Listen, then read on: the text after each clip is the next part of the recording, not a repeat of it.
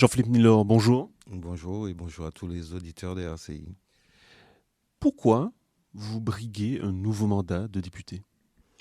Je considère que après 2 mandatures, j'ai effectué un travail parlementaire conséquent. Les Martiniquais ont pu voir, ils ont pu entendre et ils ont pu apprécier euh, la verticalité de mes positions. Je n'ai jamais oublié que un élu parlementaire est élu par le peuple et il doit être la voix du peuple. Je pense avoir démontré en la circonstance que je me battais pour défendre les intérêts de la Martinique. Et ce travail, il mérite aujourd'hui d'être amplifié, d'être renforcé au cours de cette législature à venir. Est-ce que le contexte aujourd'hui, le contexte national, le contexte local, le contexte économique, justement, ce sont des données que vous prenez en compte dans le cadre de cette nouvelle candidature? Absolument, parce qu'il y a plus que jamais urgence, de multiples urgences que nous avons eu l'occasion d'évoquer, de développer, de présenter.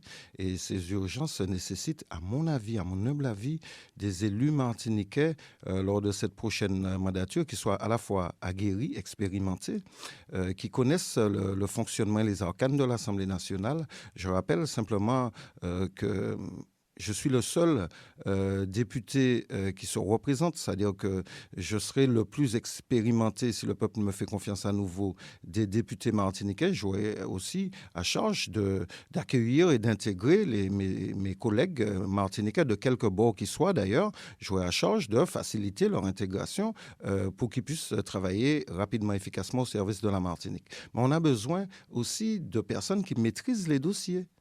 Et je crois avoir démontré que je pouvais maîtriser les dossiers et que lorsque je présentais un dossier, que je l'avais bien préparé en amont. Aujourd'hui, je peux dire très, très humblement que ma parole est respectée à l'Assemblée nationale et de tous bords, je ressens ce respect-là par rapport à la qualité des interventions que j'ai pu faire au nom du peuple martiniquais.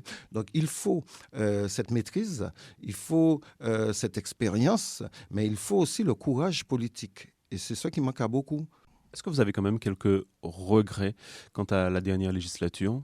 Ah, beaucoup de regrets parce qu'on est passé à côté de beaucoup de choses.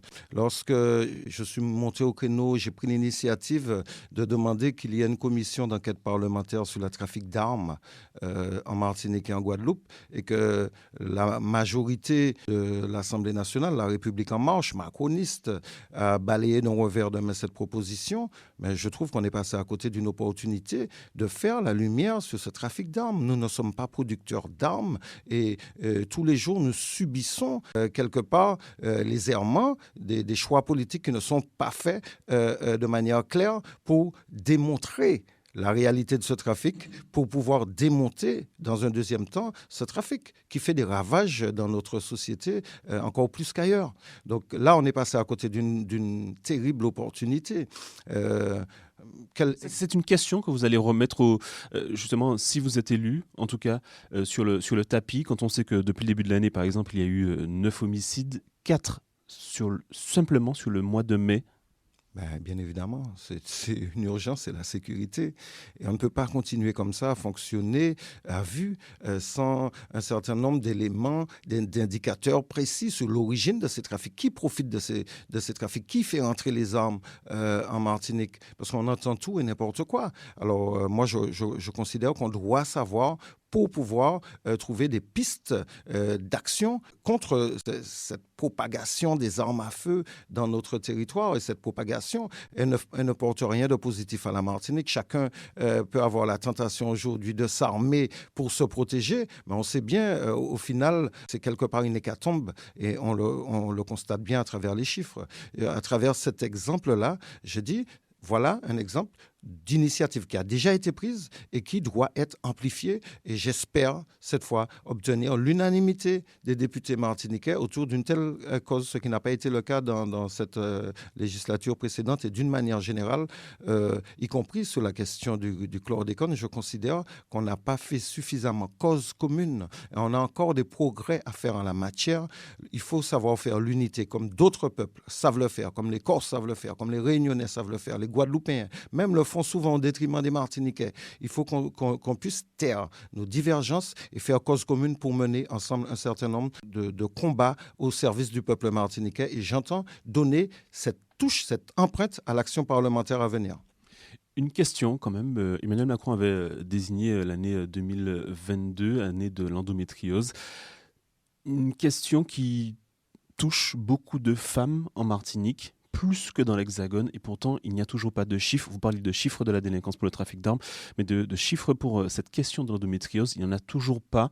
Est-ce que cette question, les parlementaires vont enfin la prendre à bras le corps, sachant qu'elle, je ne vais pas dire qu'elle pourrit la vie, oui, mais elle pourrit la vie de de nombreuses femmes, de milliers de femmes en Martinique. Oui, je peux le dire et je peux même dire qu'autour de moi, je connais beaucoup de femmes qui ont été atteintes ou qui sont encore atteintes et qui souffrent au quotidien de l'endométriose. Oui, c'est une question à poser, comme toutes les questions relatives à la santé publique. Et je crois que j'ai démontré que les questions relatives à la santé de mes concitoyens sont primordiales dans le cadre de mon action parlementaire. D'ailleurs, j'ai toujours siégé au sein de la Commission des affaires sociales et de la santé. Ce n'est pas un hasard. Ce n'est pas un hasard non plus si j'ai pu obtenir quand même des résultats assez conséquents dans le cadre de cette législature qui se termine, comme par exemple une intervention qui a été déterminante dans la décision de reconstruire et de financer, de budgétiser la reconstruction de l'hôpital de Trinité.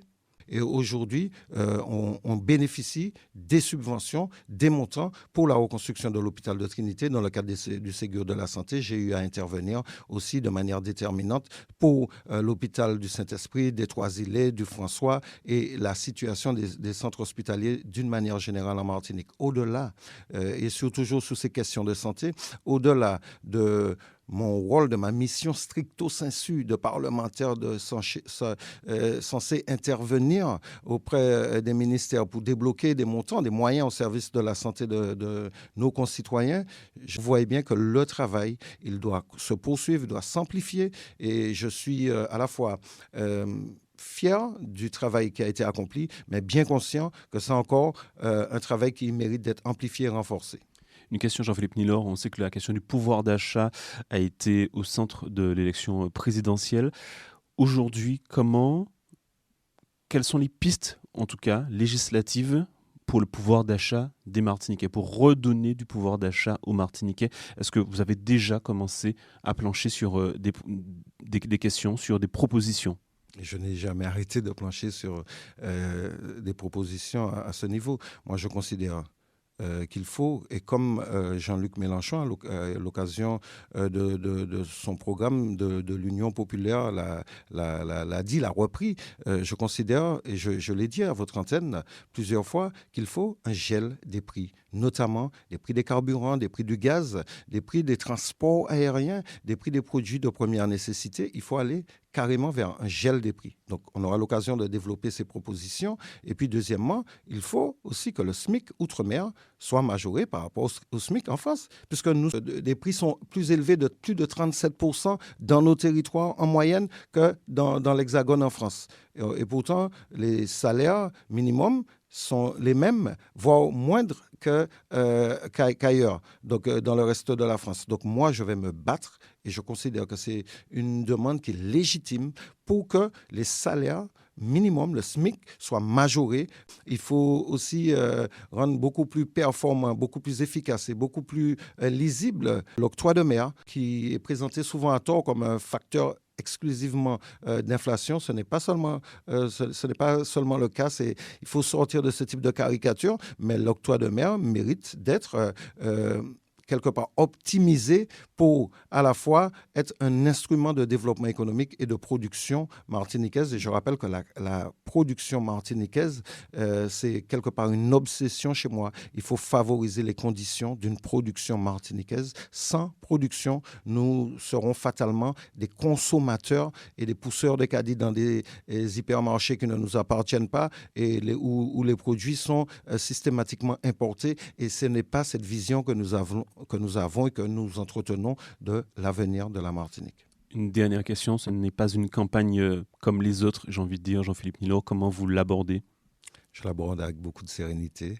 Je suis quelque part conforté par mon action, par mon bilan, qui, je crois, est de plus en plus reconnu, en tout cas dans les porte-à-porte que nous multiplions depuis plusieurs mois. C'est le sentiment que nous avons, que les gens se disent, ouais, voilà un élu qui ne nous a pas déçus. Et j'espère que ça va se manifester massivement et puissamment dans les urnes. Et c'est important au niveau symbolique.